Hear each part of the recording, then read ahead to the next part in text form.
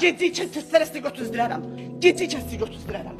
Sumqayıt şəhəri 9-cu mikrorayon 42-ci məhəllədə yaşayan Aytəkin Bayramova qaynar xəttimizə müraciət edərək qonşusu Tünzalə Ağamiyeva və onun oğlu Amin Məmmədovun təzyiqlərindən bezdiyini bildirib. Aytəkin Bayramovanın sözlərinə görə, hətta vəziyyət o həddə çatıb ki, qonşunun narahat edici davranışları səbəbindən 2 ildir ki, qızını məktəbə göndərə bilmir. Şəhərdə böyüktanı xanıma qəti inanmayın. Oğlumun 19 yaşı var, dəfələrlə şəhərciyir. Uşağımı tək qoyub gedirəm, burada 10 dənə qonşu var.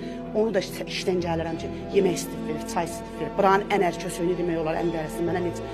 Mənlə əgər hamı yola gedirsə, ondan niyə yola getmir hamı? Məsələ ilə bağlı Daxili İşlər Nazirliyinə ünvanlanan sorğuya cavab olaraq Nazirliyin mətbuat xidmətinin əməkdaşı Cəsarət Qəmbərli bildirib ki, fakt üzrə ərazi polis orqanında araşdırma aparılır. Ümid edirik ki, araşdırmanın nəticəsinə uyğun olaraq qanuna uyğun müvafiq tədbirlər görüləcək. Onu da qeyd edək ki, çəkiliş zamanı əməkdaşlarımıza qarşı soyuq silahla törədilən hücuma cəhd əməli ilə bağlı müvafiq orqanlara müraciət edərək şikayətimizi rəsmi şəkildə təqdim etmişik. Məsələni diqqətdə saxlayacağıq. Fəridə Şahbazova, Əsgər İbrahimli, APA TV.